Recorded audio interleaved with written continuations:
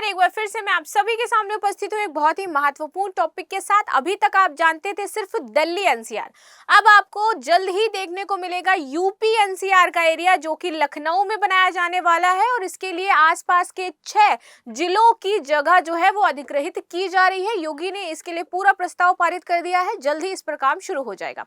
तो अब आपका बनने वाला है क्या, यूपी एनसीआर। इसी के बारे में हम डिटेल एनालिसिस लेंगे, साथ ही हम ये समझेंगे कि किन किन जिलों की जगह यहाँ पर अधिग्रहित की जाएगी और लगभग आप देखोगे कि 20,000 स्क्वायर जो वर्ग किलोमीटर का एरिया है उसको अधिग्रहित करवाना है। ठीक है, तो मेरा नाम है प्राची मिश्रा और संस्कृति आईएएस के इस प्लेटफॉर्म पर आप सभी का स्वागत है। तो इसी के तहत हम बात करने वाले हैं कि भाई ये जो आपका यूपी एनसीआर का प्रोजेक्ट है ये किस प्रकार से प्रस्तावित किया गया है और क्या क्या महत्वपूर्ण बिंदु इसमें शामिल है और इसके अंतर्गत कौन कौन सी योजनाएं आपकी आने वाली है। देखिए, एनसीआर की तर्ज पर उत्तर प्रदेश में एनसीआर का होगा गठन। ये बनेगा आपका क्या, एससीआर बनेगा, वहां था आपका क्या, एनसीआर। ठीक है, राज्य सरकार ने जारी किया अधिसूचना, इन जिलों की जमीनों का होगा अधिग्रहण। तो राष्ट्रीय राजधानी क्षेत्र दिल्ली एनसीआर की तरह उत्तर प्रदेश की राजधानी लखनऊ के आसपास के जो इलाके हैं उनको मिला करके आपका राज्य राजधानी क्षेत्र यानी कि एससीआर, ये है एससीआर, इसका क्या किया जा रहा है, गठन किया जा रहा है। अब इसके तहत आपके टोटल 6 जिले शामिल हैं और इन 6 जिलों से 27,826 वर्ग किलोमीटर की जगह का अधिग्रहण किया जाएगा।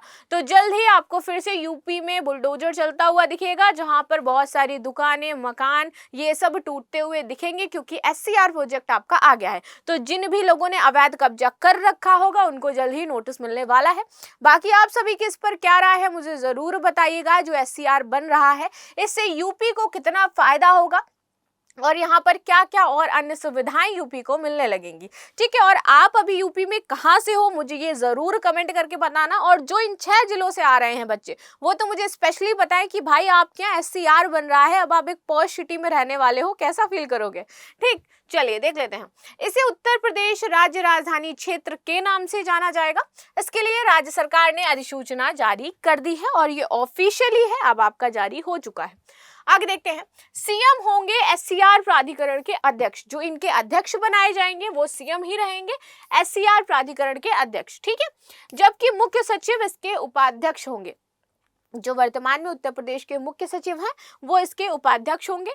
बाकी वही विभागीय अपर मुख्य सचिव, विभागीय सचिव और कई महत्वपूर्ण विभागों के जो अपर मुख्य सचिव हैं और सचिव पदेन पर हैं वो इसके सदस्य रहने वाले हैं। ठीक है, सभी 6 जिलों की डीएम और विकास प्राधिकरण के उपाध्यक्ष भी इसके सदस्य होंगे। ये जो आपका पूरी समिति बनाई जा रही है इसमें जो 6 जिले हैं इनके डीएम भी शामिल होंगे, अध्यक्ष के तौर पर ही, उपाध्यक्ष के तौर पर ही। इसके साथ ही मुख्य नगर व ग्राम नियोजक के पदेन सदस्य भी इसमें शामिल होंगे। इन सभी को इसमें शामिल किया जा रहा है ताकि उन जिलों पर देखा जा सके कि कौन कौन सा एरिया है जहां से हमें अतिक्रमण हटवाना है, जहां पर हमें क्या है नोटिस भेजनी है और साथ ही साथ विकास किस प्रकार से किया जाएगा, एरिया को कैसे अधिग्रहित किया जाएगा। तो ये सारी चीजें इस मीटिंग में फिक्स करी गई हैं और जल्द ही अब आपको एससीआर यूपी में देखने को मिल जाएगा।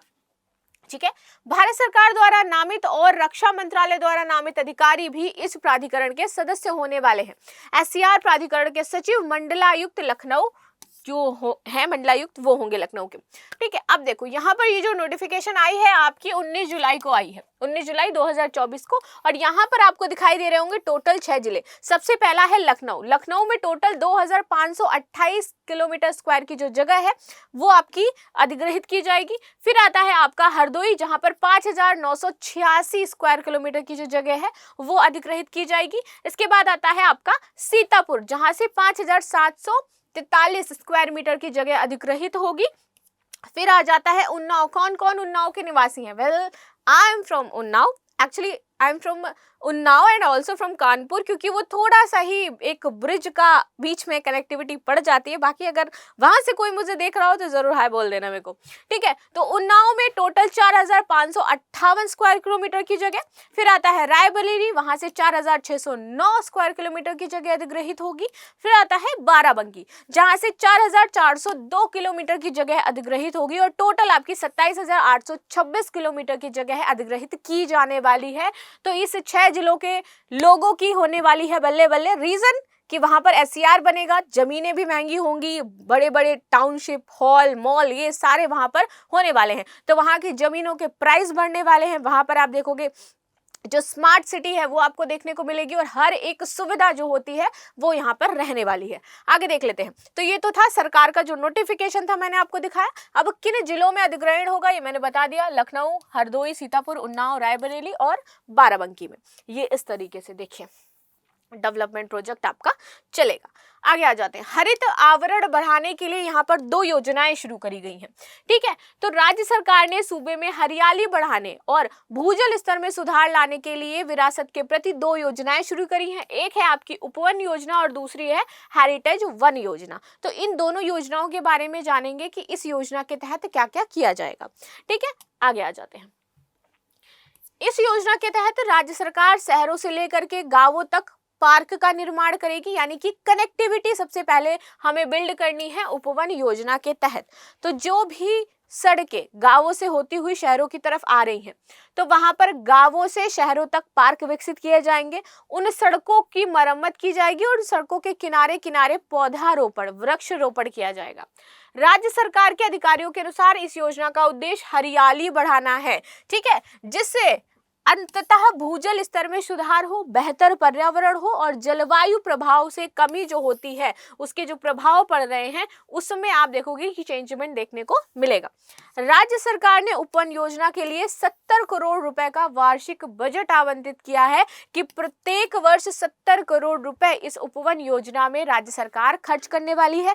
अब इसमें से अगर 5 करोड़ भी ढंग से एक जगह पर खर्च कर दिया जाए तो मुझे लगता है कि हमें चेंजमेंट देखने को मिल जाएगा। लेकिन अभी सरकार पर है कि 70 करोड़ में से 7 करोड़ खर्च करती है या फिर 1 करोड़ खर्च करती है। चलिए आगे आ जाते हैं। Heritage tree adoption scheme. अब ये ट्री एडॉप्शन स्कीम क्या है, इसके तहत क्या होगा? तो देखिए, राज्य की सांस्कृतिक विरासत को संरक्षित करने के प्रयास में सरकार क्या कर रही है, हेरिटेज ट्री एडॉप्शन स्कीम लेकर के आ रही है। और इसके तहत टोटल आपके जो वृक्ष हैं वो है 948 विरासत वृक्षों को चिन्हित किया गया है, 948 वृक्ष। अब इनका किया जाएगा संरक्षण सरकार की निगरानी में, ठीक है। तो 100 साल से अधिक पुराने पेड़ों की 28 प्रजातियों को विरासत वृक्ष के रूप में नामित किया गया है। ये वृक्ष प्रदेश के सभी 12 जिलों में हैं। तो प्रदेश के 12 जिलों में ये वृक्ष देखे गए हैं। सर्वाधिक वृक्ष जो आपको देखने को मिलेंगे वो वाराणसी में है 99, प्रयागराज में आपके 53 हैं, हरदोई में आपके 37 हैं, गाजीपुर में आपके 35 हैं और उन्नाव में आपके 34 विरासत वृक्ष चिन्हित किए गए हैं और सरकार इनका संरक्षण करेगी। आगे बात कर लेते हैं। सरकार विलुप्त प्राय जो वृक्ष प्रजातियां हैं, जो पौराणिक और ऐतिहासिक घटनाओं से विशिष्ट महत्व रखती हैं, स्मारकों और धार्मिक परंपराओं व मान्यताओं से जुड़े वृक्ष हैं, उनका भी संरक्षण करेगी। विरासत वृक्ष श्रेणी में आध्यात्मिक एवं स्वतंत्रता आंदोलन से जुड़े वृक्ष शामिल हैं, जो कहीं ना कहीं किसी आध्यात्मिक तौर पर हमसे जुड़े हुए हैं या फिर स्वतंत्रता संग्राम से जुड़े हुए हैं, वो वृक्ष इस श्रेणी में रखे जाएंगे, ठीक है। मुख्यमंत्री आदित्यनाथ के गृह नगर जो कि है गोरखपुर, यहाँ पर 19 वृक्षों को विरासत वृक्ष घोषित किया गया है। पेड़ लगाओ पेड़ बचाओ जन अभियान 2024 हाल ही में मैंने कवर किया था। इसके तहत 11 जिले आपके कवर किए गए हैं। यहाँ पर वृक्ष लगाए जा रहे हैं लगभग आपके 3 करोड़ के आसपास या इससे ज्यादा ही वृक्ष, 2 करोड़ वृक्ष जो है वो लगाए जाएंगे, ठीक है। आगे देखते हैं। ताकि राज्य के निवासियों के बीच चिन्हित विरासत वृक्षों के बारे में जागरूकता भी फैलाई जा सके, ये उद्यान गोरखपुर, अयोध्या, लखनऊ, प्रयागराज, वाराणसी, मेरठ, बरेली, मथुरा, सीतापुर, चित्रकूट और मिर्जापुर में बनाए जाएंगे। तो ये जो विश्व विरासत उद्यान है वो इन जिलों में आपके बनाए जाने वाले हैं। प्रत्येक उद्यान में एक विरासत वृक्ष से विकसित एक पौधा, टहनी या फिर शाखा अनिवार्य रूप से लगाई जाएगी और शेष पौधे की जो महत्व प्रजातियां हैं वो वहां पर मौजूद होंगी। इस पहल के लिए करीब 8 हेक्टेयर जमीन की जरूरत पड़ेगी सरकार को और इस जमीन को सरकार अब किस प्रकार से अधिग्रहित करती है ये देखने को मिलेगा। वाकई कई बार आप देखोगे जब इस तरीके के प्रोजेक्ट्स आते हैं तो बहुत सारे लोगों की जो घर, जमीनें, दुकानें हैं ये सब जाती हैं, तो सरकार इनका क्या कंपनसेशन देती है ये भी देखने को मिलेगा। तो ये तो था हमारा SCR प्रोजेक्ट जो हमने डिस्कस किया बहुत ही ज़्यादा इंपॉर्टेंट हो जाता है उत्तर प्रदेश की इकोनॉमी के लिए। ठीक है, तो मिलते हैं हम नेक्स्ट क्लास में कुछ अन्य महत्वपूर्ण मुद्दों के साथ। तब तक के लिए आप सभी से अलविदा और लाइक शेयर सब्सक्राइब करना बिल्कुल भी ना भूलें। Thank you so much.